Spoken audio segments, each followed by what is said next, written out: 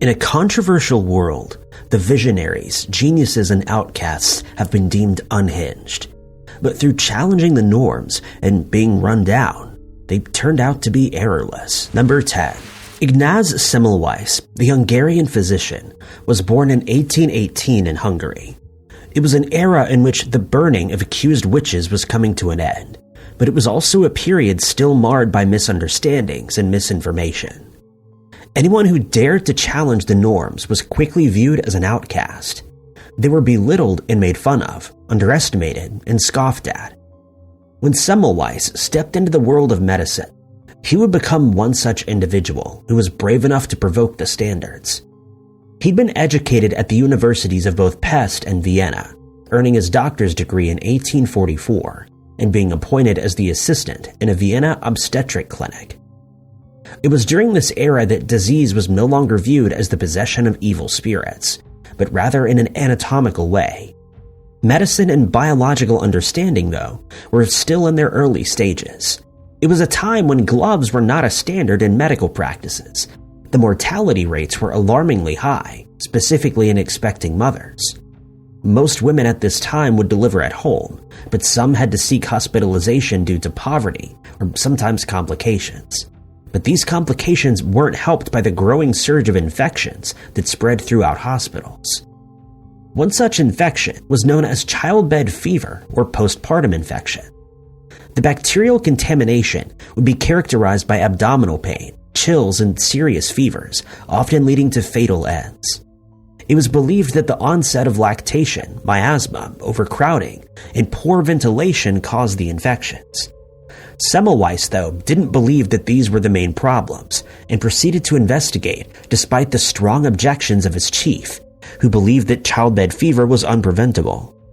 Through his investigation, the physician would observe the women and everything that was happening around them. Semmelweis would focus his attention on 2 wards in the hospital. One of them was staffed by male doctors and medical students, and the other by female midwives. He began tallying up the number of fatalities in each ward. It was soon discovered that the first ward saw a mortality rate 5 times higher than that of the second. But why? Semmelweis began making other observations. He noticed that in the midwives' ward, the women would give birth while lying on their sides, so he suggested that the same practice be used in the other ward, but still the fever and fatalities remained. He then noticed that whenever someone would pass away, a priest would walk through the hospital ringing a bell. Semmelweis wondered if the bell was frightening the women so much that it made them sick. The priest was instructed to ditch the bell, but still there were no improvements. By this time, the physician was frustrated and decided to take leave, and when he returned, a revelation was waiting for him. Upon his return, Semmelweis would discover that one of his colleagues had also fallen ill with the infection and succumbed to it. It became clear that childbed fever wasn't only affecting women. But the question still remained.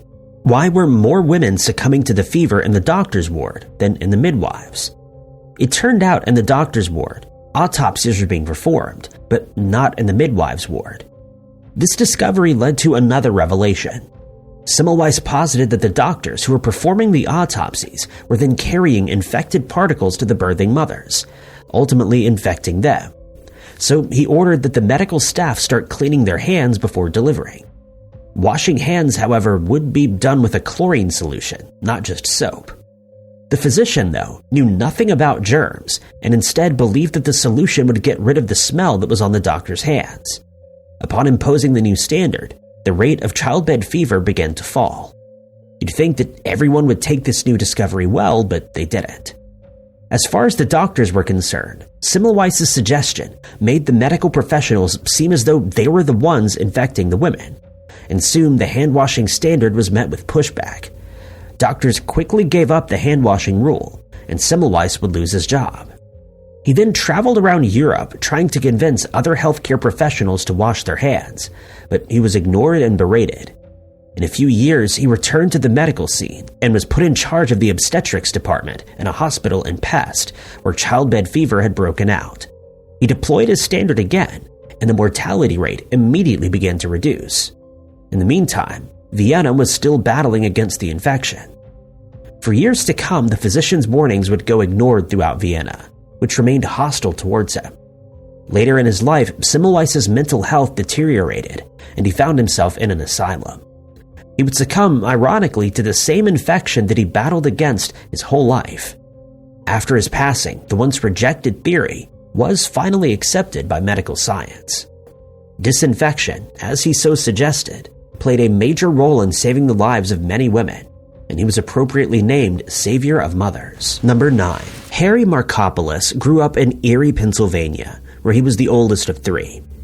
He would start his career out on Wall Street as a broker for Makefield Securities.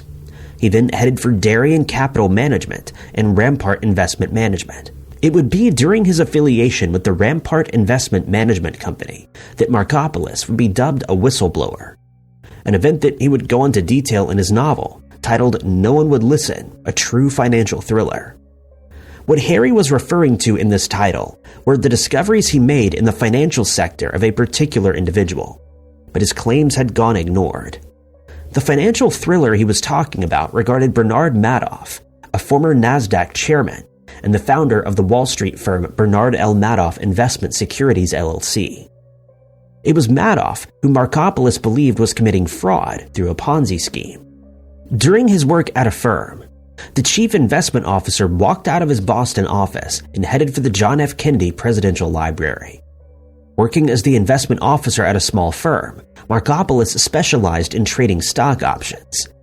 In this role, he would get word of a New York competitor that was supposedly carrying out similar work, but was finding significantly more success. Eager to replicate the strategies of the competitor, Markopoulos began an investigation. But when he did this, he found something strange. He couldn't do it. It wasn't because he didn't have the capabilities to, but rather it just wasn't possible. Something fishy was going on with the New York firm's numbers. By the end of that day, after employing his mathematical abilities, Markopoulos not only suggested that something was amiss, but he was sure of it. It was right then and there that he decided to alert the appropriate authorities. After writing up a detailed report, he headed to the Kennedy Library, where he would anonymously hand-deliver his allegations to the New York State Attorney General, who just happened to be speaking there. The analysis, of course, was overflowing with equations and tabulations, but the bottom line was clear and daunting. It was impossible for the firm to be doing what it had claimed, suggesting that Bernard L. Madoff Investment Securities was just one giant fraud, and the company was running the largest ever Ponzi scheme. But his claims and evidence were dismissed, and he was labeled as unhinged. This wasn't the first time that he had tried to warn the relevant authorities, though. Since 1999, he'd made regular calls for investigation from the U.S. Securities Exchange Commission, and each time he supplied them with supporting documentation. In 2000, his claims were dismissed. In 2001, he was ignored. In 2002, he was shooed off, and in 2005, only a cursory investigation would take place. Markopoulos's repeated warnings were ignored over and over again. It wouldn't be until 2008 that the scandal would finally unravel, and apologies were issued to the whistleblower. It was that year that Madoff made a grave mistake. He'd admitted his wrongdoings to his sons, who worked at the firm, and the next day, they would turn him over to the authorities. Number 8. In the early 1900s, Alfred Wegener would emerge as a revered German meteorologist and geophysicist. In 1910, he developed a knack for challenging accepted ideas, beginning with his disagreement with the explanation of the Bering Land Bridge. The accepted suggestion claimed that it was formed by isostasy, with similar land bridges having connected the continents. After reviewing, reading, researching, and investigating, Wegener would posit a new idea, the idea of Pangea. Wegener believed that the continents weren't connected via land bridges, but were once all fitted together, creating a supercontinent, before drifting apart and forming the separate land masses that we see today. This newfound hypothesis, though, came at a time when disputing known scientific claims was frowned upon. Adding to this was the fact that he didn't really have all the precise mechanisms of the idea worked out, although he did have a long list of evidence. The first piece of evidence that the scientists found was that the coastlines of a few of the continents seemed to match up, much like a jigsaw puzzle. This wouldn't be the first time that someone had suggested this, though. For decades, People had been noticing the similarities between the coastlines and believed that the continents had been ripped apart.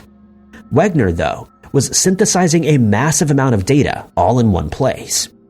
He used the true edges of landmasses to fit them together, ultimately resulting in better fits than the previous efforts.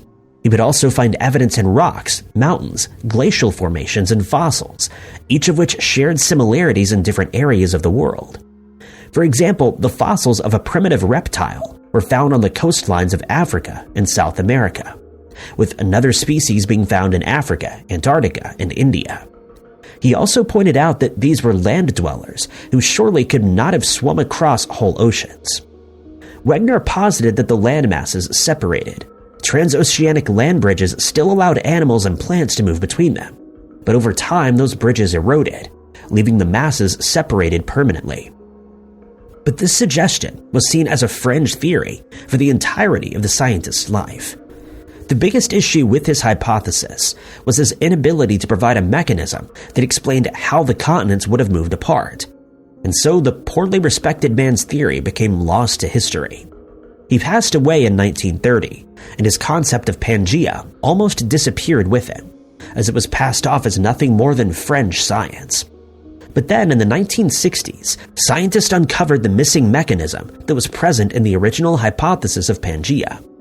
This evidence is related to the spreading of the sea floor. The discovery allowed Wegener's hypothesis on continental drift to be accepted, with regards to the idea of plate tectonics and how they shift. Number 7. Starting out as a small-town girl from the Midwest, Jean Seberg skyrocketed to stardom at the young age of 19, with her title role in Otto Preminger's St. Joan.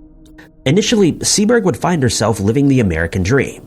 It was the classic small-town girl becomes successful actress narrative.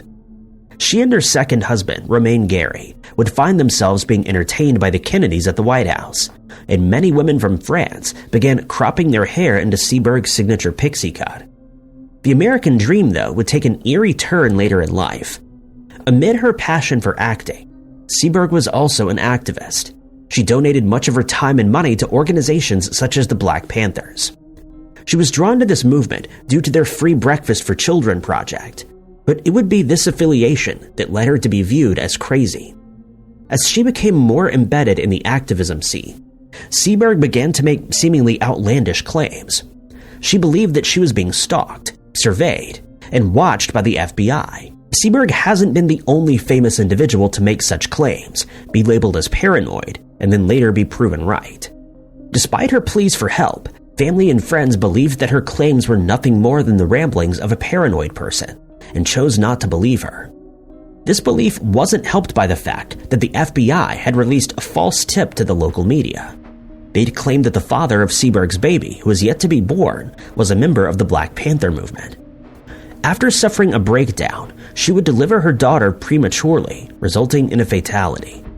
Following this event, Seberg and her husband sued one of the media platforms for defamation. They won $20,000 in damages.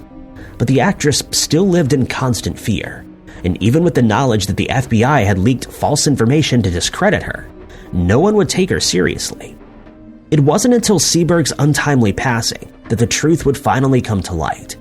She was being surveyed by the Bureau, who were seeking to defame her due to her affiliation with various activist movements. The FBI revealed that they were stalking her through the J. Edgar Hoover-led COINTELPRO program, which made use of techniques such as intimidation. The investigation into Seberg wasn't just false, defamatory articles. She was being subjected to aggressive in-person stalking, burglaries, and other forms of harassment. For 9 years of the actress's life, she was being stalked by the FBI, according to records. She was initially laughed at and called crazy, but just like in similar cases, Seberg was right. She was being watched and harassed. Number 6. Roger Boisjoli was an American engineer, aerodynamicist, and fluid dynamicist who received his education at the University of Massachusetts. In other words, he knew exactly what he was talking about, and everyone should have listened to him when it came down to the launch of the Challenger, the space shuttle. For 27 years, Boisjoli worked in the aerospace industry, and in 1986 he found himself becoming a rocket engineer at NASA. But the engineer seemed slightly out of place. He was bald and tall and described as an imposing figure, which was only exasperated when he was armed with data. Data such as the failure of the booster rockets that would launch the Challenger into space. 6 months before the space shuttle's launch, Boisjoli found himself with some disturbing information. He'd reviewed the data of the booster rockets and found an error with the O-rings. He suggested that the cold temperatures would affect the O-rings and subsequently cause the failure of the boost rockets, leading to a catastrophic event of the highest order. Among his claims, he alleged that there would be a loss of human life. These discoveries would be detailed in a memo that Boisjoli sent to the managers of Thiokol. He explained in his report that the elastic seals at the booster rocket's joints were an issue. He suggested that the winter liftoff was far too risky, and the day of the launch, the 27th of January in 1986, had a forecast of temperatures as low as 30 degrees Fahrenheit. It was too dangerous to launch the Challenger. When this information confronted Thiokol, they agreed that the launch should be delayed at first. But when NASA officials held a conference call, they challenged Boisjoli's recommendation. George Hardy with NASA called the suggestion appalling, and the program manager, Lawrence Malloy, also failed to hide his disagreement. Pressure from the space agency forced the Thiokol managers to overrule Boisjoli, who was seen as an unhinged and out-of-place man with his remarks. And so the day was set.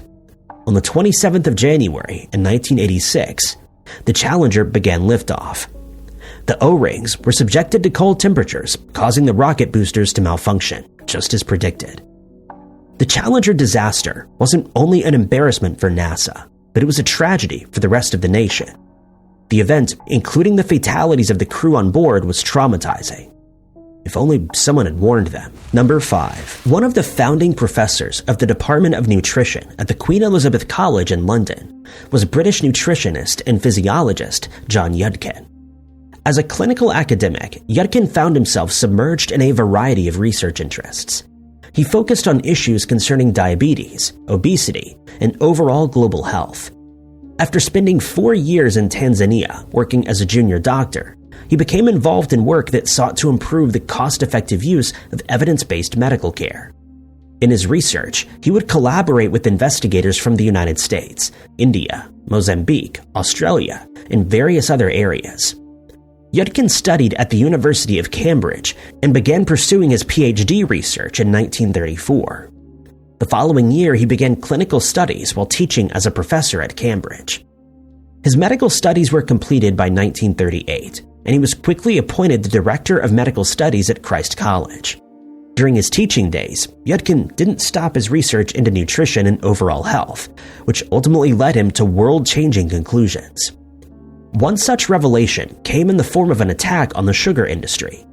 In his 1972 book, Pure, White, and Deadly, Yudkin gained international attention.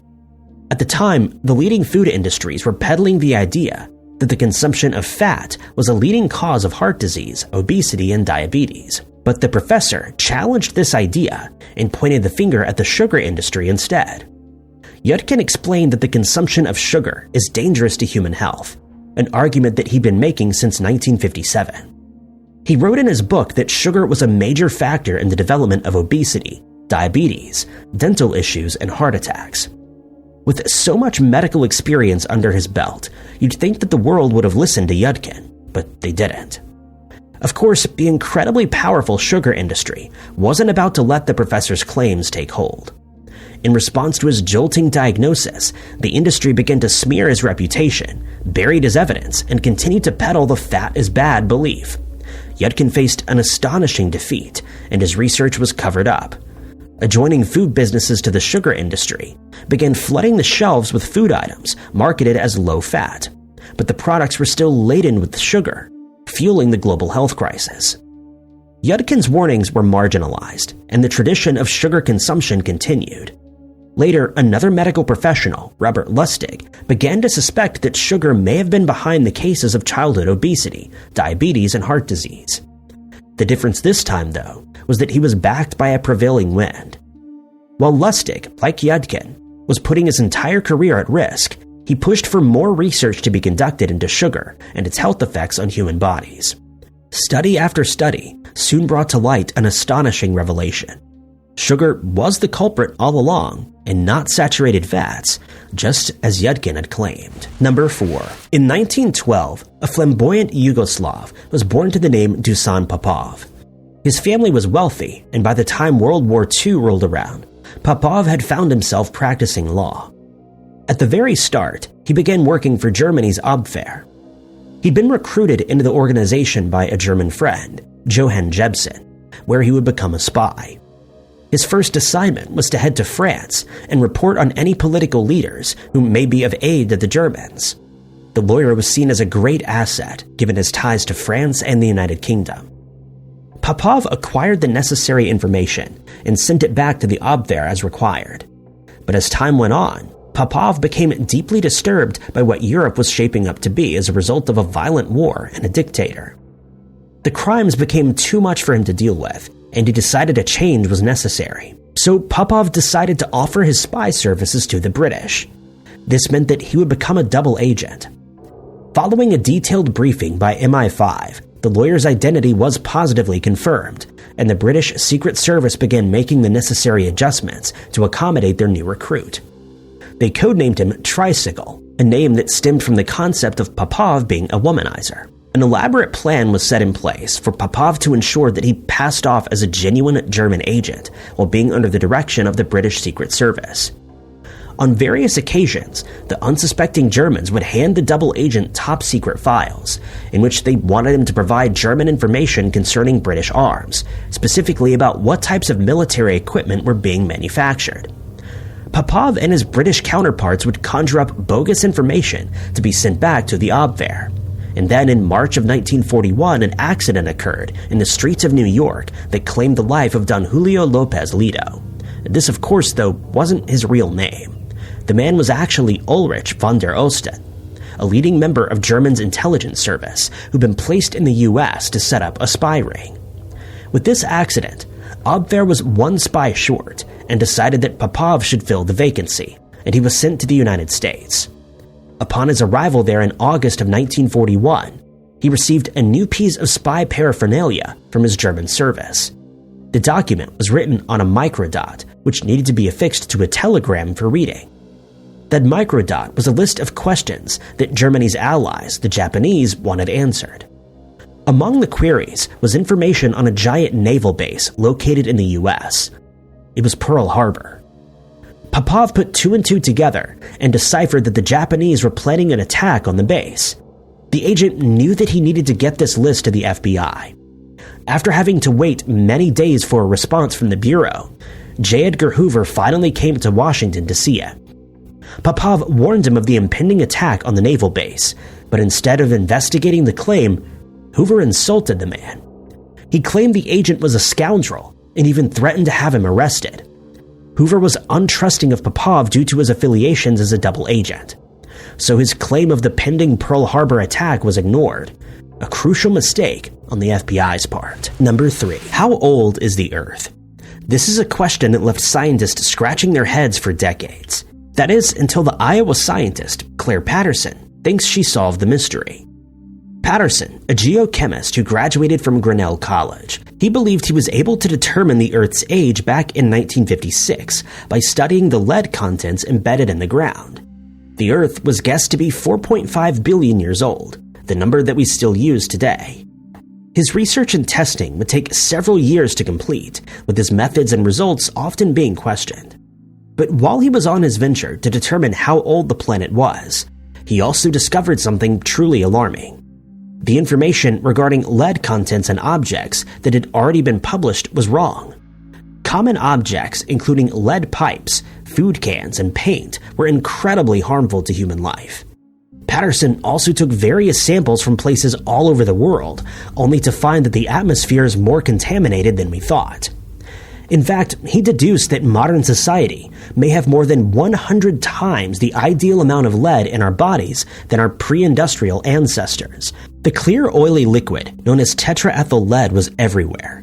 It was sprayed on produce to keep insects away, and then it was added to gasoline, which became a dangerous perpetrator of the chemical. When a person is exposed to too much lead, they may suffer from cancer, hearing loss, blindness, kidney failure, and sometimes loss of life.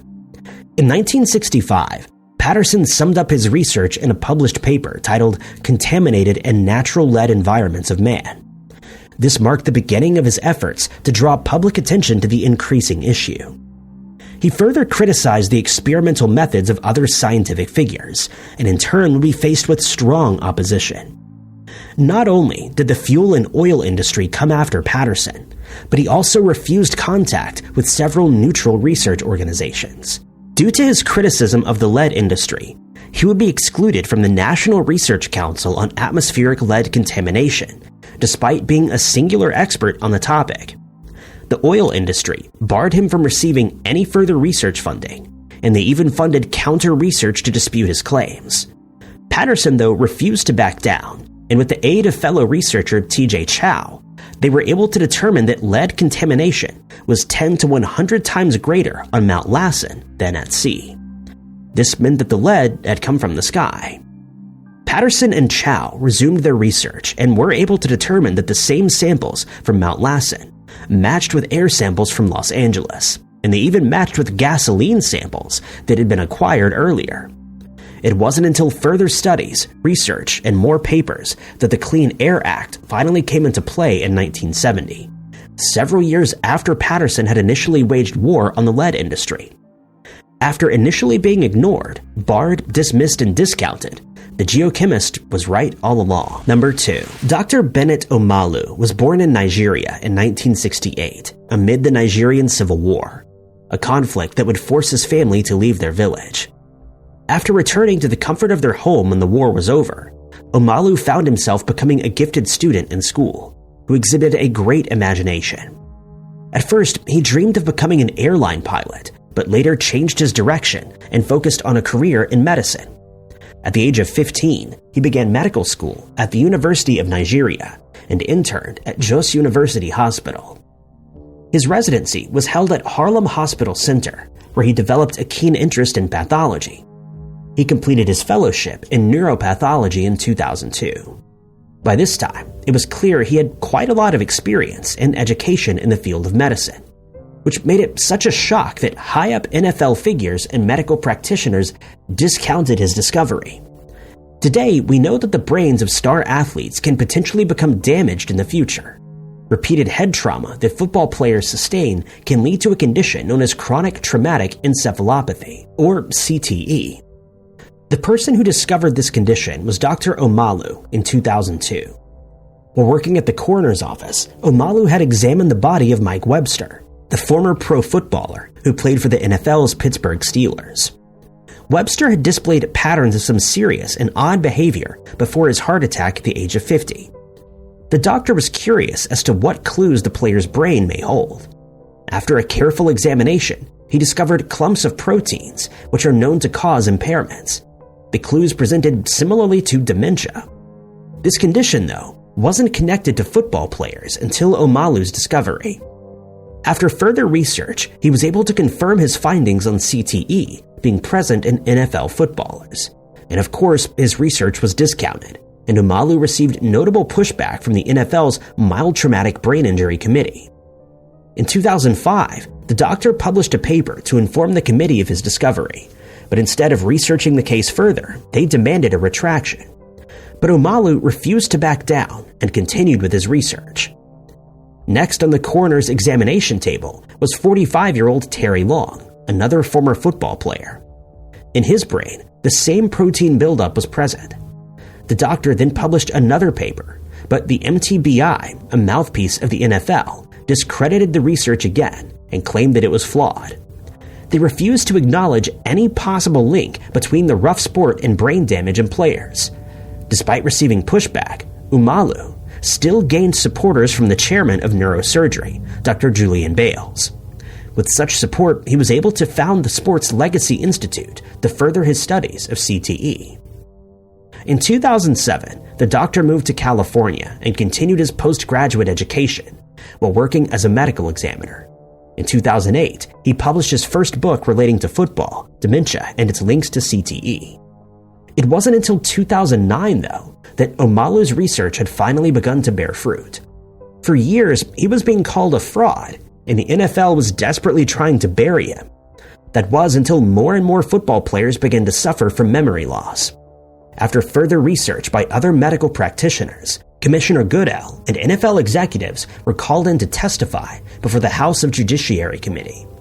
This would ultimately spark an overhaul of MTBI and introduce changes to safety regulations within the sport, with thousands of former players bringing multiple lawsuits against them.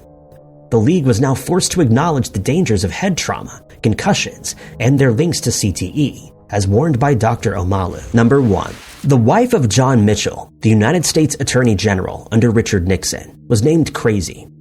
Martha Mitchell was born in Pine Bluff, Arkansas in 1919 and graduated from high school, attended college and multiple universities, and ultimately fell head over heels for Mitchell, impressed by his suaveness and intellect. On New Year's Eve of 1966, Nixon and Mitchell's professional careers would converge as their offices combined. 2 years later, Nixon will become president with Mitchell as his attorney general.